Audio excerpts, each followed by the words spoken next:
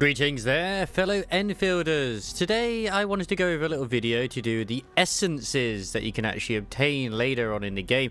I only recently unlocked these once I got to world level 4. Now, I say I recently unlocked these.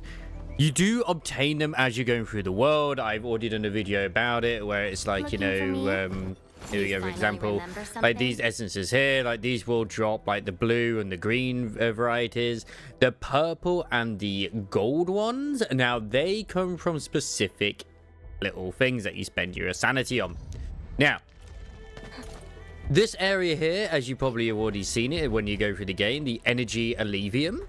This becomes severe energy allevium once you reach world level 4, which I highly recommend you do. That you absolutely do this, because I was struggling against a certain boss, which was near the end of the what you call probably maybe chapter 1. And then as soon as I did this, I was like, oh my god, the amount of power that went up was insane. Now, what's interesting is this will be your RNG. And I did state that you will not have to worry too much about RNG stats, which is true. You don't. At least when it comes to your main gear. The main gear is still crafted, and as far as I'm aware, that they still come with set stats, so it's not an issue.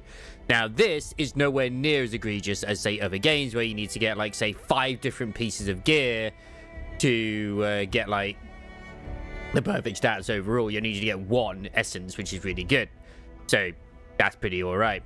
And then, ideally, you only really need to get 2 stats out of, like, the potential 3. Now, anyway, apart from that, you can actually pre-engrave the ones you can get. You can get these items, which I will show in a bit, but right now I'll show you the pre-engrave options. You get to choose between 3 options of the attributes and 1 of secondary. So, for example, if I am going to go for a essence for a weapon that I have in Leviathan, she will ideally want strength, intellect, and then I'll choose main attribute boost, and then maybe, depending on what it is, I'll choose attack boost or heat damage boost. And then there we go. It will do it.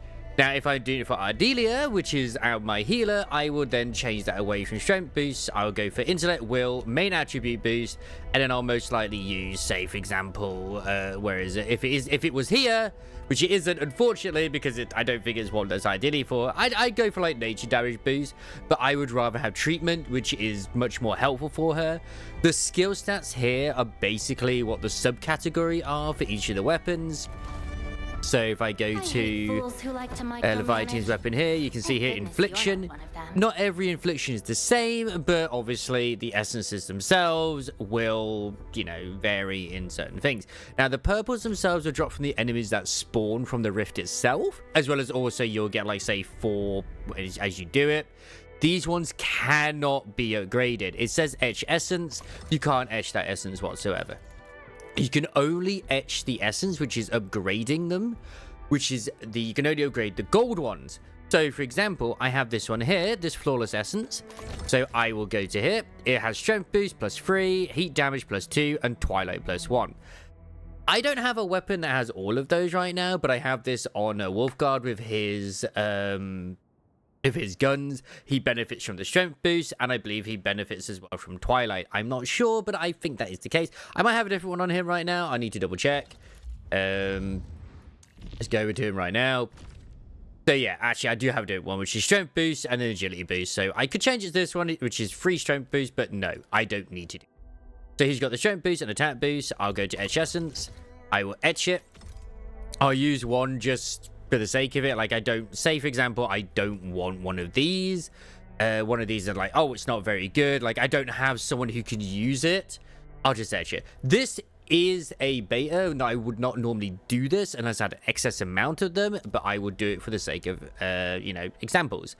If you do fail, I think you are very likely to succeed when it's very high.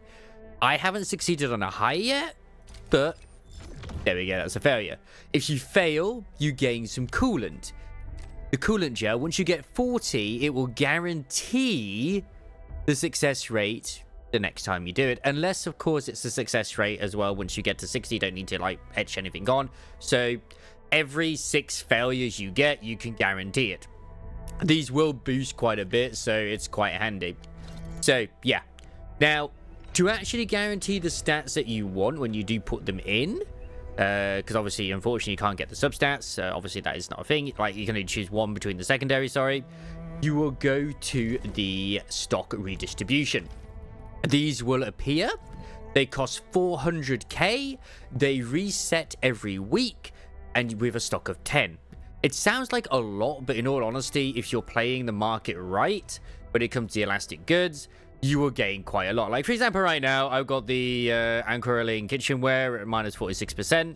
I would go to there. I could see what the selling is. I'll check the friends prices.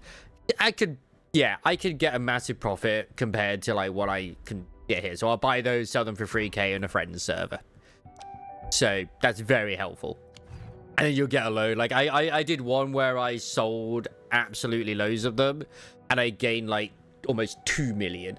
If you're doing this daily as well, you'll have more than enough of them anyway as it is. And of course, you can get more Valley stock builds as you're going through the game by doing other things with like the outpost management, the depot nodes, etc, etc, etc. But that's another video for another time. This is about the essences. So yeah, and just a bit of a rundown. As you can see in these areas as well, you are more than welcome to, and most players will do this. These are from other people putting them down. You can put turrets down. I think I actually have some turrets on me. Oh no, I don't actually have any turrets on me, sadly. I have an omnidirectional... actually, no. I do. I have a sentry tower. So I can put a sentry tower down. Obviously not limited by how many there is there. You can put as many down as there is room. Make sure you have some batteries so you can power it, which I don't currently have them. You could also just set up a power grid if you don't want to do batteries, but batteries is easier. And then as you do it, like, we'll actually activate one here just for the sake of it.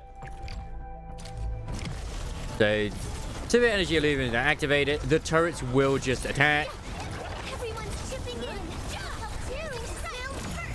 Very simple and straightforward. It's nice that you also do get resources as you're fighting through these.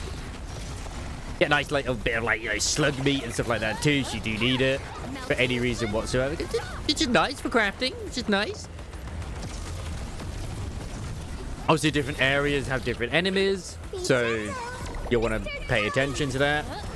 And I will also show you, after I've done this little bit as well, of what is important to keep an eye on when it comes to the areas, because you don't want to waste your sanity on the wrong places. Let's just put it that way. I did not check exactly what essences I can have here, so I just kind of technically this would count as a wasted use of sanity, but you know what, that's down to how you want to perceive it. So just claim the rewards. I'll do the double. Boom. So I got myself some flawless essences. Main attribute bonus, origin Mars Crusher. Like, these are good. And at the end of the day, if I can use them, great. If I can't, I'll just use them to try and upgrade ones which are good. So, as I was saying, we'll just go to the menu. I think it's under Index. Energy Allevium. You click not View. View will show you the location. Click the image next to it, which looks like it's a little ball. It will tell you what weapons are going to be compatible with the essences in the location.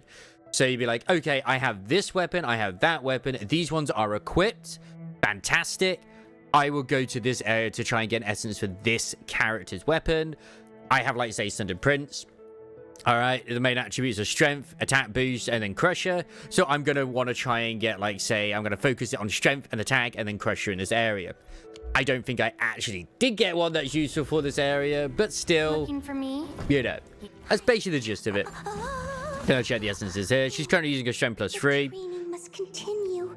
They'll always put the ones with the higher amount of stats towards the top end. Like, for example, she's got Strength 2 here and Attack Boost as well. This, in theory, would work better for her just as much as it does for Wolfguard, but he also scales as well. Second one here, got the Strength plus 3. It's a shame that I can't actually boost this. The funny thing is this essence here would be absolutely fantastic if I had her signature weapon, which I do not at the moment, because I think it's Strength, Cryo, and also Flow. I think it is. I am unsure. Once again, I can go and check this. It's just in this one here. So no, it's Detonate, sorry, but it is Strength and Cryo, so like that purple one would be very good until I get like a better one for her. I don't have this weapon right now, but once I do, I can get it for her. So yeah. that's the essences. I have waffled a little bit, but I feel like there was quite a bit of stuff to take in. So just to sort of like, you know, bring it back to where it is. Once you get to world level 4, you will unlock this feature. You do not until you do unlock this feature. You will get to it via the story. So you will be locked to world level 3 to get to a certain point in the story. As soon as you are able to do so. In fact, the part of the story is to do with the, I believe it is the original load spring.